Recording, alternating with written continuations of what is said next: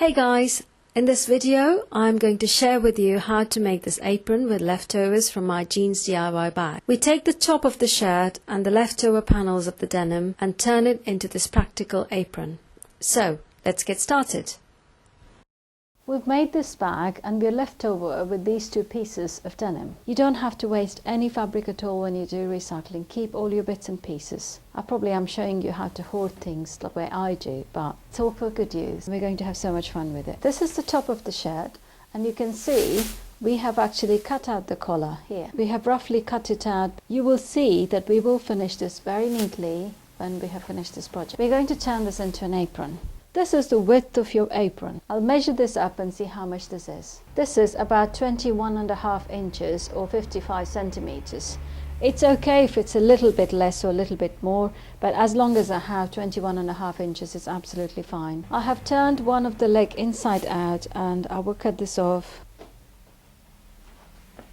Okay, because of the way the leg is fashioned, you can see this is in a curve, and when I do this, there's a wrinkle here. And if I press this flat, there's a wrinkle here. So the best way to do it is to open this joint and make it like a neat flat surface. I've cut the denim strips into straight pieces on either side and I've ended up with 3 panels of denim. I'll flip them over and sew a straight stitch from here to here. Now this side is not even yet, but we will make it even when we finish sewing these two lines. I've pinned these 2 panels in place and I'll sew 1/2 inch or 1.5 centimeter stitch, starting and finishing with the back stitch. Once I've done that, I'll flip it over and I'll attach it to this panel here. We've finished joining these 2 lines here. If you don't have an overlocker, this is going to look ugly. So what I will do, we can just press the seams open. On either side, just bind it with a zigzag stitch. Okay, you can see that we have neatly finished the stitches and also edge finished it. When I turn this around, you will see the red thread shows through and it looks quite pretty. I spread the top of my shirt round about till there, just underneath the armhole, and we are going to make the denim patch on top of this. I will pin this away from the edge. Make sure this placement is in between the 2 buttons, because if it comes too close to the buttons, then you will end up having problems trying to take the button off and it's all too much of a hassle. We need to finish this as quick. We don't need to fold this. Very simply, I'm going to make a zigzag stitch at the edge of the stitch all the way up till here. You can see we have just sewn a zigzag stitch. This is a little bit wavy because this denim has got the lycra in it. When you finish, when you iron this is all going to ease out. Well, let's remove all the pins. Now lift this one up and then you can see the rest of the shirt is still hanging out here. We will just cut off, leaving a little bit here. This distance from here to here, this distance from the seam to the edge is approximately 1 inch or 2.5 centimeters. Turn this around and we sew another zigzag stitch on the top, so this is neatly finished.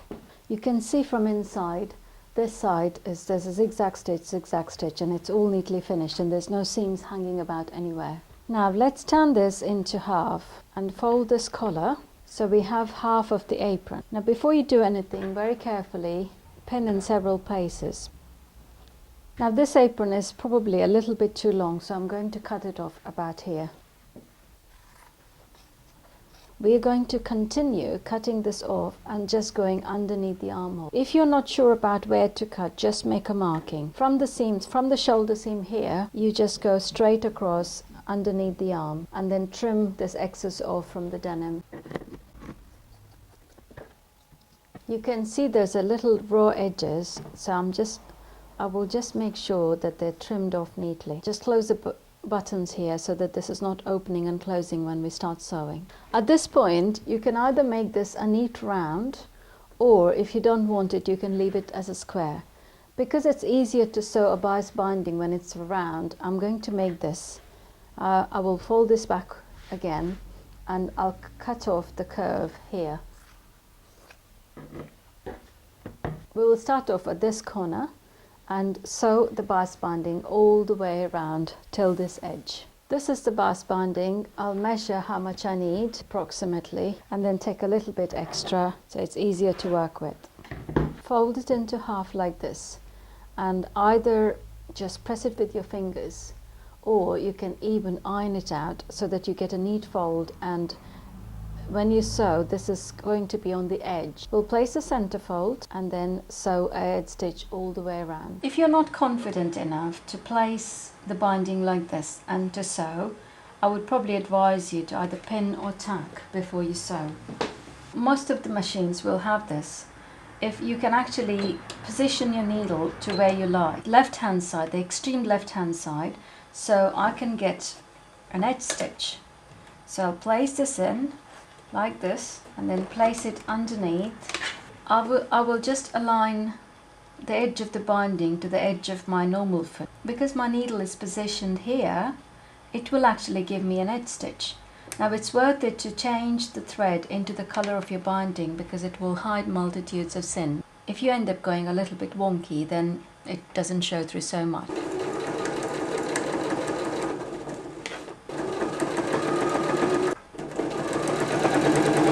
When you come to the curve area, it's very important you sew very slowly. So you will have time to actually maneuver this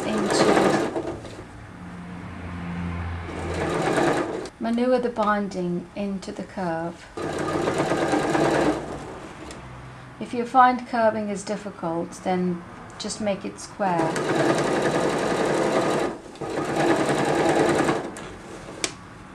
When you're coming to the curve, just make sure you pull the binding ever so slightly.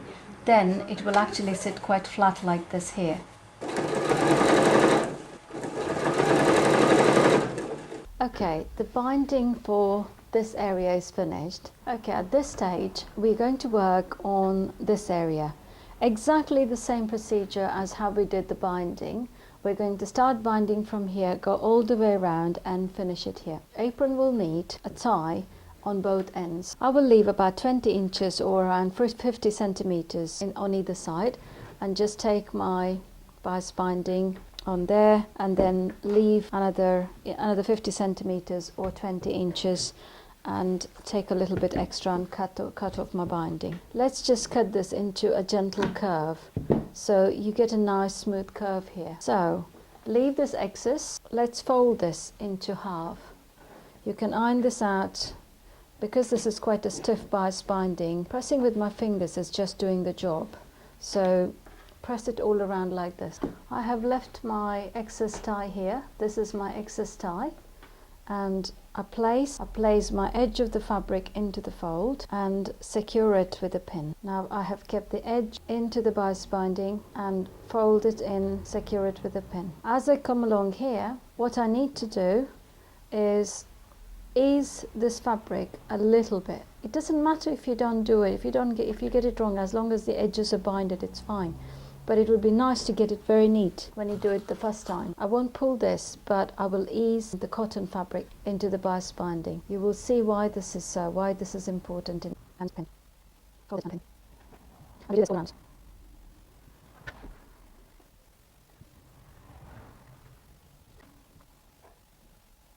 The pin strike is quite thick and you have to be careful inside.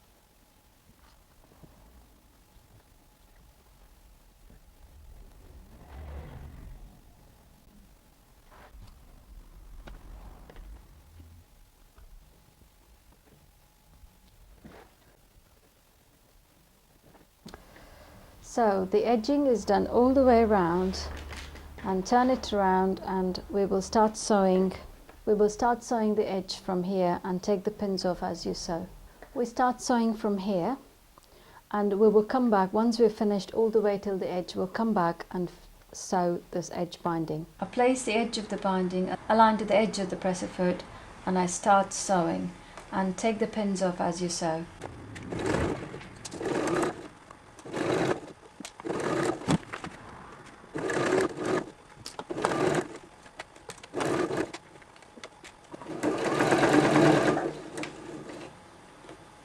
When you come to this collar, it will start getting thicker, so you have to be very slow Take the pins off, make sure the fabric is inside the binding,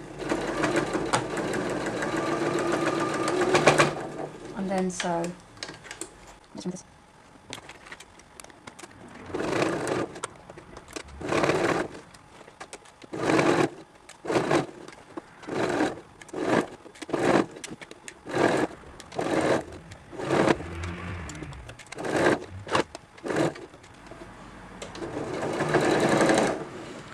When you come to the end, you don't finish it here, you sew all the way through to the end of the binding, so this becomes a tie.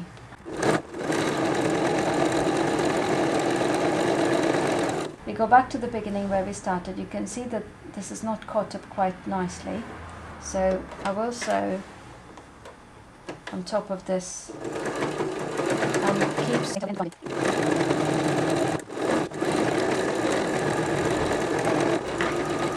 You can see your shirt pocket is still here at the top of the shirt, which could be used for mobile phones. If you wanted to, you could put another big pocket around this area, just so that you have more tissues or whatever else you want to keep. And if you don't want it, you could leave it plain because your mobile phone could go in there. Hey, thank you for watching, and if you like this video, hit the subscribe button so I could keep you informed about my new updates and new uploads. Also hit the like button and leave a comment below so I get to know what do you think about this project. Bye bye for now.